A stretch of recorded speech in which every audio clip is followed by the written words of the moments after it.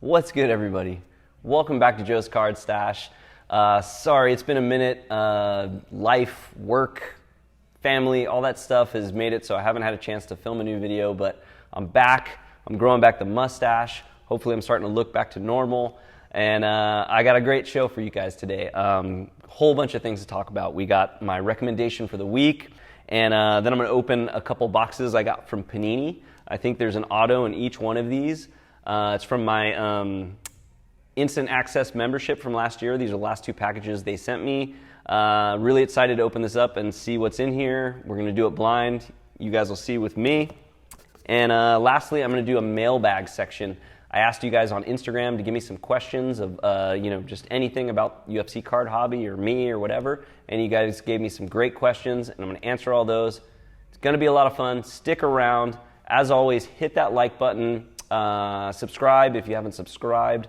If you like UFC cards, this is a great channel, I promise you, so please subscribe if you haven't. And that's it. Let's get into it. Let's talk UFC cards. Let's go.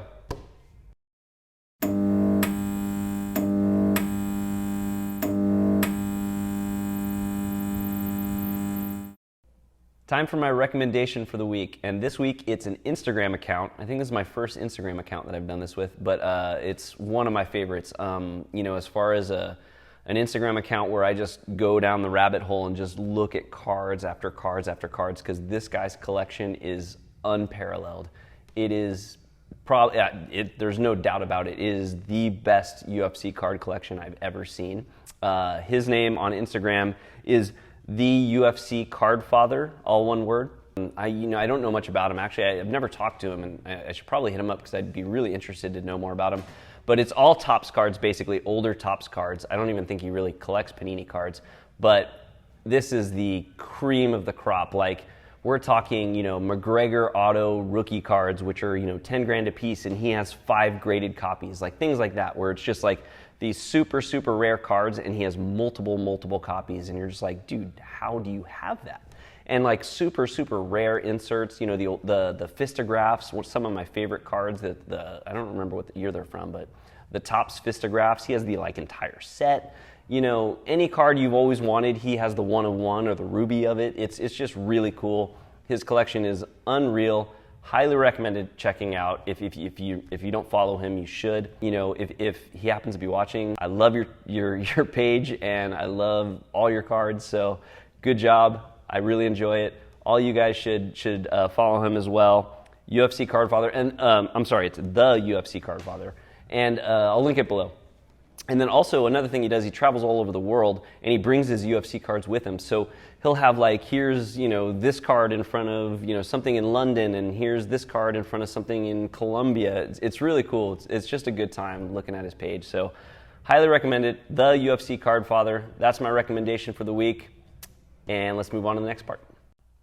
So I got these 2 boxes from Panini over the last couple days. These are the last 2 packages from my Panini Instant Access subscription that I got last year. That gave me, my white sparkle packs, my optic white sparkle packs, and all different types of sets. And at the very end, they give you 2 autographs.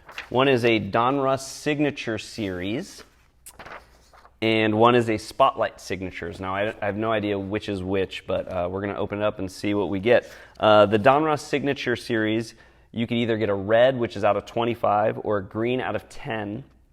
And the big cards that I've seen online that I would like to get is a Merab Dvalishvili, who's been looking great, by the way, an Israel Adesanya, Volkanovski, a Rafael Fiziev. And then the other one, which is the Spotlight Signatures, you either have a red out of 25 or a gold out of 10. And the big cards that I've seen that I would love to get out of there is a Yuri Prochazka, Tom Aspinall, or a Habib. There's a Habib that, these are all on-card auto, I believe. So, let's open them up and see what we can get, This is pretty fun. And just to update you, my Panini Instant subscription has paid for itself at this point. All the cards I got out of my, white sparkles, my optic, the optic white sparkles, those have all paid for the subscription. I think it was $800. I've made $900. I've made like $100. So these are just icing on the cake. So, if I get these and I want to keep them, cool. If I want to sell them, it's a couple extra $100, whatever they are. I think most of the ones I've seen have sold for like $50 to $100. So, just extra money. And it's been a great fun having this subscription. I don't know that I would do it again this year just because it's very expensive and it takes a while to pay back. I do love the white sparkle cards, so I'm gonna debate it depending on if they release it this year and how much it is, etc. But let's figure out which one we're gonna do here first. Eeny, meeny, miny, mo, catch a tiger by his toe. If he hollers, let him go. My mother said to pick the very best one, and you are it. Okay, start with this one right here. And let's see what we got. I don't even know what to hope for because I have no idea what set this is. Let's see. Okay. If you ever get anything from Panini, do not accept it from FedEx if this seal is broken, because I had that happen. It was broken, I didn't notice it, and they'd stolen my card. So I now always make sure that seal is not broken. So let's see what we got here. Okay. Got a bunch of bubble wrap. And, let's go this way. Well, actually, you're gonna be able to see who it is no matter what. So yeah, I guess so. I have no idea what this is. We're just gonna look at it. I'm gonna close my eyes. What is this? I can't see. Oh, okay, you gotta open this. All right, you guys know what it is, but I don't know what it is. 1, 2, 3. Alexander Volkanovski. Wow, it's an on-card auto. This is the Donruss Signature Series. Okay, so the other one's going to be the Spotlight. I believe this is the red out of 25. 18 of 25. I mean, come on. I'm a huge Volk fan. Volk is just the shit. So that's really cool. Comes in this, one touch, I guess.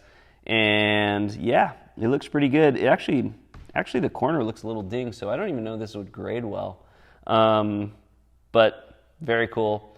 Red Alexander Volkanovski.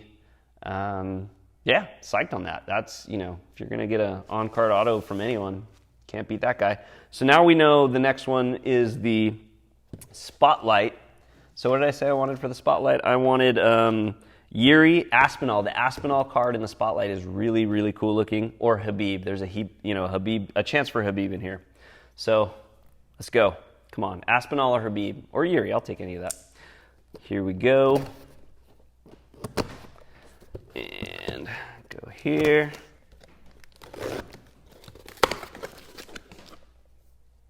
Interested if you guys would get the, membership this year, especially the really expensive one. There's the one that comes with the kabooms. That was like $2,000. I just couldn't justify doing it, but I think those people made their money back. Those kabooms sold for astronomical prices. So would you guys do something like that? Would you pay $2,000 knowing you're going to get, white sparkle packs, kaboom packs, and all that? Would you throw down that money? Do you think it's worth it? I would love to hear what you think. Okay, I'm going to do the same thing. I'm going to close my eyes because I can't really seem to cover this. I'm just going to, the video is just going to show me having my eyes closed. Here we go. I'm going to cover it with my hand. 1. What am I looking for? Habib, Yuri, or Tom Aspinall? 1, 2, 3. Anderson Silva. That's not bad either. Again, it's a red, so it's out of 25. It's not the shorter printed one of it, but dude, come on. Anderson Silva on-card auto and Alexander Volkanovski on-card auto. This is 4 of 25. This is 18 of 25. Very, very cool. Yeah, dude, that's pretty sick. I'm perfectly happy with those two guys. I collect Hall of Famers, so I collect him. He's going to be a Hall of Famer. He's one of my favorite fighters. Very cool. So that was fun. Now it's time to get to your questions. We're going to do a mailbag. I'm going to answer them all. Get a cup of coffee. I tend to ramble when I answer questions, so this might take a while, but let's get into it. Let's go. So I reached out last week and I asked you guys to ask me some questions. Anything. Could be about UFC cards, could be about my life, whatever you wanted to know about me, and you guys came out and asked a bunch of great questions, so thank you so much to everyone who did. And I'm going to try to answer these as quickly as possible. It's kind of hard. I tend to ramble, but hopefully you like it. Hopefully you find, find this interesting. And if so, I'll do more of it. If you guys like this, let me know in the comments below, and we'll do more of these in the future. So my first question comes from Box Alarm Trading, which is Zach. If you guys don't follow Box Alarm Trading, you should on YouTube. It's a great UFC card channel, one of my favorites. And Zach asks, where did you grow up? What were your interests as a kid/adult? So I grew up in Miami, Florida, lived there till I was 17 or 18, and then I moved to New York to pursue photography, that's where I went to college. But yeah, was in Miami, Florida for most of my adolescence and teenage years. And what were my interests? I got into cards, honestly, really early. My earliest memories of collecting cards were Garbage Pail Kids. I used to wait for the ice cream man in like 2nd or 3rd grade, and I was obsessed with Garbage Pail Kids, and I would trade them with my friends, and I remember just anxiously waiting honestly for hours to see that ice cream man come so I could buy them. And that's really where I got the itch of like opening cards and trying to get that one I've been looking for and stuff like that. And then around 6th or 7th grade, I got into baseball cards. Got into baseball cards very heavy. This is in the late 80s when you had, Don Mattingly, Jose Canseco, Mark McGwire. And same thing, the idea of opening packs and getting that really rare card really, really appealed to me. And I think it drives what I do now. A lot of this is nostalgia to back to that time for me. So that was my card journey. And then, after 6th or 7th grade, I stopped collecting cards until recently. But other things I did, I got into skateboarding when I was 16. Hurricane Andrew hit Miami, basically ran right over it. And I was 16 at the time, and it dropped a tree on my car. So I didn't have a car, and I had a job. I had a part-time job when I was in high school. So I had to start skateboarding to get to work. And when I started skating to work, I started getting into, ollieing and just tricks in general. And I got super into skateboarding. It really drove a love for skateboarding that I have to this day. I still skate. And I worked in the skate industry for a while. And honestly, this job at Ruka comes from skateboarding. So skateboarding is probably the longest hobby I've had. It's something I follow now, and I did it when I was 16. So that's probably my biggest hobby / interest. I didn't really do many sports. I played, Little League. Skateboarding was really it for me, and other interests. What else was there? Poker. Poker was a big one for me. Before I got back into cards, in my mid-20s, around the time when you could play online with Full Tilt Poker and Poker Stars, I was huge into poker, and actually I did pretty well. I was good at poker. I made some money online, and I went to the World Series of Poker. I played there a few times. So that was my big hobby before I got into this, and again, still love it, but this is more my thing now, the cards. But if I get a chance to go play, a poker tournament, I still do. I still really enjoy it, but this is, kind of encompassing everything that I'm into right now. So thanks for the question, Zach. Next question is from UFC Nasty Pulls. I would love to know more about how you landed your awesome career. Also, I'd love to know how long it took you to get so good at editing. Okay, we'll start with the first part. This one's going to be a long one. How I got into my photography career goes back to, I was into photography when I was young. When in the 5th and 6th grade, I was taking a lot of photos. I really enjoyed photography. And then when I was 16, around the time I discovered skateboarding, my mom had remarried. Her and my dad had separated when I was very young. And my mom remarried a guy named Flip Schulke, who is a very, very famous, prominent photojournalist. He worked in the 50s and the 60s, photographing, John F. Kennedy, Martin Luther King Jr. He was, going to protests in the South for the Civil Rights Movement. He was at Cape Canaveral when all the first Apollo missions were launching. He just had this incredible career.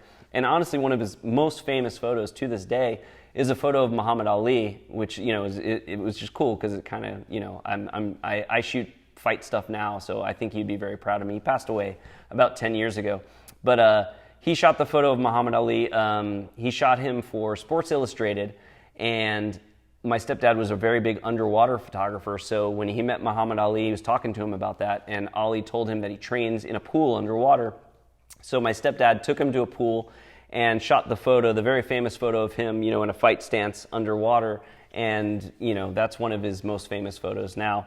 And so he basically, when he found out I was into photography when I was 16.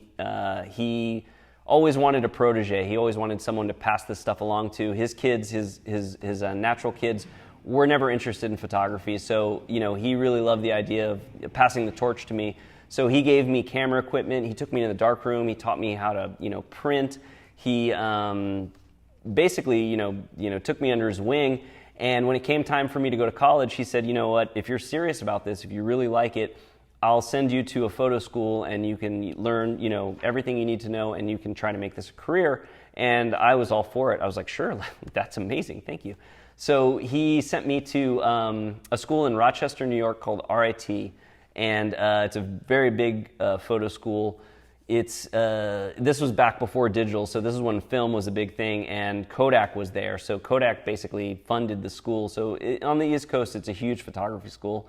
And I went there and I fell even more in love with photography and decided I want to do this as a career. And one thing I did not fall in love with was snow and cold, because I was from Florida. And Rochester, New York is freezing. So I decided I never wanted to live anywhere cold again. So I moved to California to be a magazine photographer like my stepdad. So this was around 2000, 2001. And I started working for magazines almost immediately. This was an incredible time for magazines. They were doing very well, and they would send, young photographers like myself all across the country to photograph, musicians and celebrities and actor, just everything you can think of, CEOs.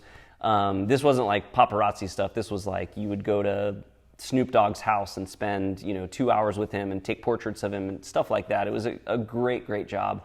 I loved it. I got a chance to photograph, Floyd Mayweather, Tony Hawk, actors like Seth Green, Snoop Dogg, as I mentioned, Ice Cube, Brad Paisley, musicians, just a whole realm of people. If you guys ever want to see like my work from that time period, go to my website. It's joetorino.com, and that has all my magazine work that I did before I started working at RUCA. And you can see, all the different people I photographed and stuff like that. It was really cool. And I did that for about 10 years. And then around the time my son was born, 2009, 2010, the magazine industry just started to decline. People stopped reading magazines. Instagram, social media, stuff like that took over. And I stopped working as much, and I wasn't making enough money, and I had a newborn kid. I'm like, oh shit, how am I going to support my family? And luckily, through skateboarding, I knew someone that worked at RUCA, the clothing company that I work at right now, that I'm sitting in this studio that is in their building. The guy I knew worked here, and he asked me if I could do, catalog work, basically photos of models wearing clothes, photos of clothes on a table, stuff like that. And I hadn't done much of it, but I was like, I can learn, I can figure it out. So I started working here basically on a contract basis, and then we built this studio, which I'm in right now. I helped them build it a couple years later, and they brought me on full time, and that's what I do now. It's cool because, like I said, I shoot clothes, but I also shoot UFC fighters, I shoot pro skateboarders, I shoot surfers, I shoot artists. It's a wonderful job, and I'm very, very blessed and privileged to have this job, and I'm thankful every day. And as far as the UFC stuff goes, it worked out great because since I've been here, I've fallen in love with UFC, and there's a gym right next door to my studio that has some of the greatest UFC fighters in the world. So lucky as can be. And that's how my awesome photography career got started. And you also ask, how did I get so good at editing? I'm assuming you mean video editing. And that, I was not a video editor at all until I started doing this YouTube channel. And luckily there's a videographer that works here at RUCA, and he kind of like showed me how to do all this. And it was something I'd always wanted to learn. Photographers nowadays are asked to do video a lot, so it's a good thing, it's a good skill to have. So he kind of showed me, how to use this stuff and how to edit and stuff like that. And I'm still learning. I don't think I'm very good, but I'm glad you do, and I'm glad you guys like the videos I make. Okay, our next question comes from _collecting. He asks, who do you PC? Okay, my PC is, it started off with just the guys I know, the guys I've been photographing at work. You have Cheeto, Gilbert Burns, Jalen Turner, Rose Namajunas, who else am I missing? Luke Rockhold, guys like that. Those are all people that I've photographed at work. I actually have some cards here. I don't have all my PC cards, but I have a few here. This is one of my favorites. This is Cheeto's first UFC card. This was Select. He wasn't in Prism, 2021 Prism. He was in 2021 Select, only as an auto. Love this card. I wish I had the gold or something more expensive, but this is what I got. This is just the base card, but very cool. Love that card. He always changes his look. This is when he had blonde hair, and it's one of my favorite cards. And then, like I said, you got Gilbert Burns. This was a gift from, I can't remember. I'm sorry, guys. But this is his gold rookie, Concourse Gold Disco. I just got this graded. Another one of my favorite cards. Gilbert's just an absolute wonderful human being, and as you watched recently, he's just the best fighter. He's so good. I think he could be champ easy. Hopefully he can get there. He just beat Masvidal, retired him, and I think the world is his oyster. Another group of people I like to collect is Hall of Famers. That's kind of something this year that I'm really trying to concentrate on. So, I want anyone that's in the Hall of Fame, and this fighter actually is kind of hits both things because this is BJ Penn's rookie card, obviously a Hall of Famer, but also someone I photographed before, so he kind of hits both. This was another gift from a viewer. I got it graded recently. It's a PSA 9 BJ Penn rookie card. Love this card, one of my favorite things in my PC. Another one is Anderson Silva's rookie card. Again, I've never met Anderson Silva, never photographed him, but he's one of the greatest of all time, and to have his rookie card is huge. I'm going to keep going after other Hall of Famers, slowly. I'm not trying to build this PC very quickly. I plan on being in this hobby for a long time, and I just want to have all the greats. It's like collecting Mickey Mantle and Willie Mays if you're into baseball. I want the greats of the sport that I like. As for newer cards, there's a few prospects that I'm really high on. This is one. This is Umar Nurmagomedov. This is 2022 Prism, the white parallel, which I love the color match. I'm a big sucker for color match, so I look for that all the time. This was one of my favorite cards that I saw in Select, so I bought one, and I got it graded, and I got a PSA 10. This is a weird one. I actually like to collect PSA 9s. If they're a PSA 10, I try to sell them just because they're worth a lot of money, and I can use that money to buy more cards. So I've actually been trying to sell this, but I like this card so much, I've been listing it really high. I think I list it for $250, and most people aren't down to pay that. I've had a few offers, but if someone wants to pay $250, I will sell this card, but if not, I'm keeping it. It's in my PC. And lastly is a new group that I've just gotten into. As a photographer, UFC card photography is very cool to me. I love very, very cool photos. So I'm trying to buy cards that, they're not very expensive, but they have great photos that I really like. And one of them is this 2022 Chronicles Khamzat Chimaev season ticket. I love this photo of him and Leach. I mean, he just manhandled Leach, and the fact that it's just such a perfect Khamzat card where Leach is just wilting under the power of this guy. And I just think it's a great card. So this was the best one I could find in my budget. It's the red out of $199. Again, I'd love the gold of this card, but they're too expensive. With my PC, these are cards I just love. I'm not trying to do this as an investment, so I try to, keep a really good budget on things. I'm not trying to spend a lot, and, just a cool card. So all of those things are going to expand. I'm going to buy more prospects. I'm going to buy more cards with photos I like, and more people, I don't have any Jalen cards with me, but I do have Jalen cards, Rose Namajunas, who I photographed, people like that. PC's, the best part of this hobby. I enjoy the investment part of this, but I love collecting for my PC. Okay, so next question comes from UFC Prism Junkie, which is Nate. I met Nate at the Burbank Card Show. He's a big card show guy. He goes to all the shows, sets up his UFC cards, which is huge for us. We need people to go out there and do that to kind of spread the word of UFC cards, to let people know they exist. And he's at all the local shows in Southern California, and he has a great collection. So thanks, Nate, for asking a question. He asked, how much time do you spend with the Ruka fighters? That's an interesting question. When you work here, you see them a lot. You see them, I see Cheeto every day. Cheeto's a gym rat. He's here constantly. I see him in the in the parking lot. He comes around sometimes. He just likes to like walk around and say hi to everybody. So I see Cheeto a lot. Other people, I see Jalen. I saw Jalen today.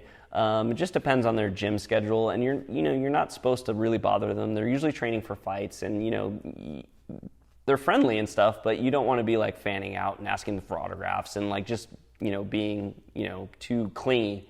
I see Luke Rockhold a lot. He's in Colorado right now, getting ready for his bare knuckle fight with Mike Perry, but he's also in here a lot. And he's an interesting guy. That dude will tell you some crazy shit. And Mackenzie Dern's in here. I think she was just in here tonight. But I don't talk to her too much. I don't know her that well. She's not really sponsored by Ruka. She's from Brazil. Her and her family come in here. I think it's her dad and her boyfriend and stuff. And they speak Portuguese. There's a language barrier. I know her a little bit, but nothing crazy.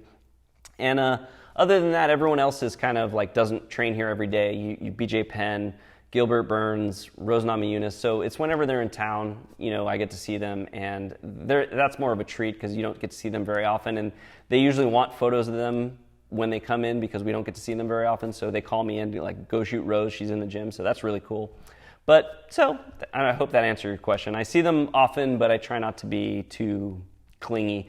Cheeto's the one that I see all the time, and I love talking fights with him. If I saw him, I didn't see him today, but if I did, I would talk about this weekend's fight. You think Sergey's going to beat Curtis Blades, stuff like that. He's really into, being a commentator and just UFC in general. So, we'll talk shop. So he's the funnest to run into.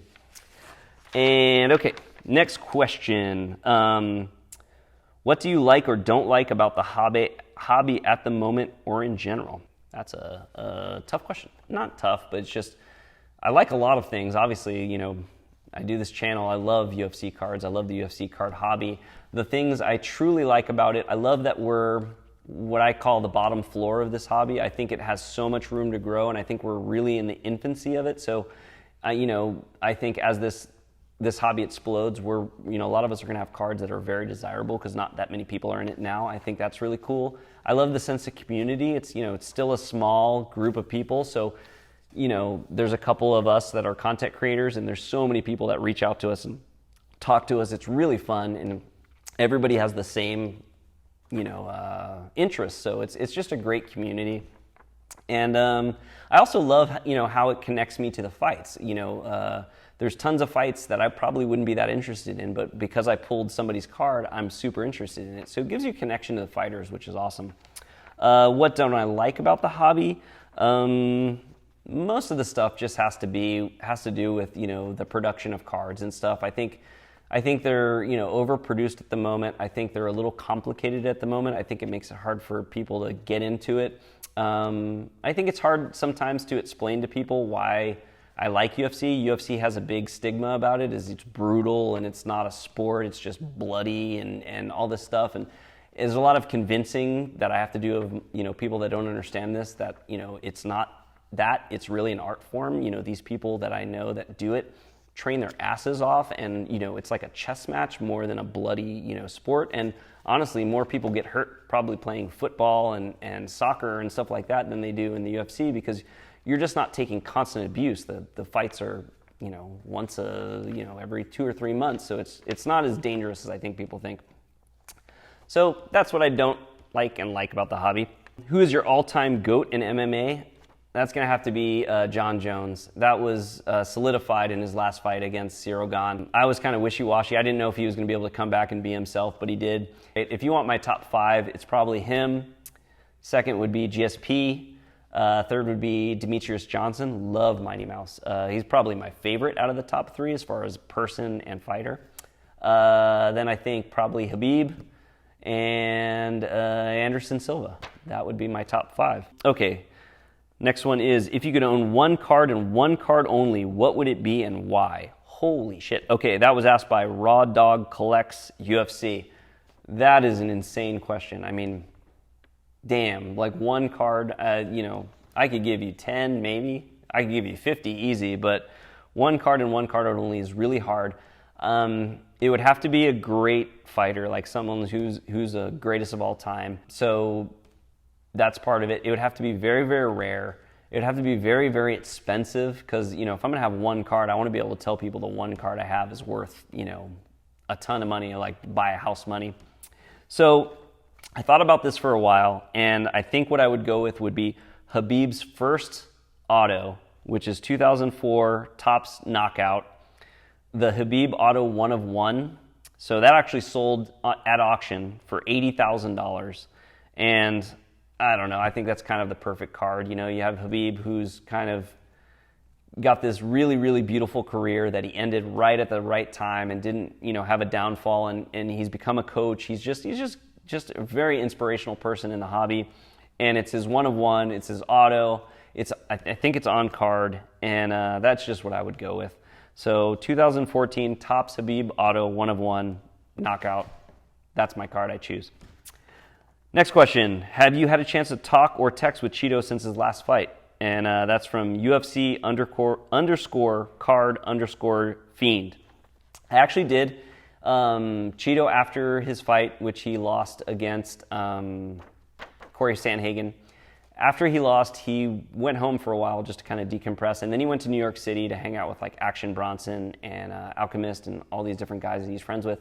So he just came back to the Ruka gym last week, and I saw him, and we didn't talk about the loss. Honestly, it's kind of a weird thing. When these guys lose, it's great when they win. You want to give them all the props in the world. When they lose, it's weird to go up to them and be like, dude, I'm sorry, you did a great job, all that stuff, because I'm sure they're hearing that from everybody, and they don't want to concentrate on that. So I didn't even talk to him about the fight or the loss. I think I just asked him how New York was and, how things are in general with his life and stuff like that. And he's back in the gym. He's training his ass off. I guarantee you Cheeto is going to be back in a big way. I feel sorry for the next person he fights because that lit a fire under his ass. I think he wasn't himself in that fight, and I have all the faith in the world that he's going to get back on track. And, I'm going to hopefully start shooting photos of him again, and we'll talk more. Next question, RI_CK3076, so I guess it's Rick3076, asks, what sticks out in your mind for the greatest UFC moment? This is a tough one because up until the last couple of years, I was a very casual UFC fan. UFC cards really got me deep into UFC. Up until then, I watched the big pay-per-views and stuff like that, so I haven't witnessed live a ton of really, really great UFC moments. I mean, I could say the things that have happened recently, Leon Edwards knocking out Usman, stuff like that, but I don't think they're the greatest of all time. I'd say the one thing that I watched the most that was most influencing and shocking to me was when Habib knocked out McGregor and then jumped into the crowd to fight that dude in McGregor's camp. That was like, I watched that live, and that was just holy shit, this sport is insane, wow, that was the one that really imprinted on my brain. So the greatest UFC moment that I watched live would be that one. I know there's a million others that I'm not talking about that you guys know. I'd love to hear any of your greatest moments. Actually, any of these questions, let me know below what you would answer for this, because, I am me, and I'd love to hear what you guys have to say. Next question. When buying a card, this is from Bobby_bad_news. When buying a card, how much consideration / sway is given to the number on the print? I.e., would you pay significantly higher for the first on the print, bookends, weight division, etc.? Love all the content. Thank you. I don't give any sway or money for bookends, 1 of 10, 10 of 10, stuff like that. I really don't care what the number is. As long as it's, a short printed thing, I don't care where it lies on that. That's not something I'm into. They do sell well, so, it is cool when you pull them. But me personally, for my PC, I don't care what the numbering is. As long as it's rare, I'm happy. But good question. Thank you. And my last question is from UFC Card Talk, which is Damien, another great YouTube channel. Make sure you check out Damien, UFC Card Talk on YouTube. He asks, what is one thing you would like to see moving forward in order to help the UFC card community grow? That's a good question, Damien. Things I think we need more than anything is publicity. I think, if there was commercials for UFC cards on the pay-per-views, and if the UFC fighters talked about cards, more, that would be huge. More people knowing, there's so many people that love the UFC, and there's so many people that don't know that UFC cards exist. So I'd like to bridge that gap. More simplicity in sets. I think, Panini, especially the number of parallels and sets they have is very confusing for people coming in. So I wish that was simpler. I don't think Panini is going to do that, but I wish it was a little easier. I try to explain this stuff all the time, and it's confusing. I get it. It's really confusing for new people. So I wish that was the case. But as I said, I don't think it's anything that's going to happen anytime soon. And lastly would be more creativity. Topps was really, really creative with the cards they made and the way they, picked out, little things that to give you from the fights and the fighters. And I don't think Panini does that as much. Panini's just not as creative, and I wish they were. So that's the other thing. I wish there was more creativity. We don't know what's going to happen going forward. We don't know if Panini is going to hold on to the UFC license. Topps and Fanatics are buying a lot of licenses. Maybe they're going to buy back UFC, and we could go in that direction. Who knows? But I still love this hobby, even with the stuff I wish was better. I love doing it. I love making these videos. Hope you guys love these videos as well. That's all my questions. Thanks for watching. I know this was a long one. I hope you guys liked it. Please, again, like, subscribe, tell me what you think below, and I'll see you next time. Peace.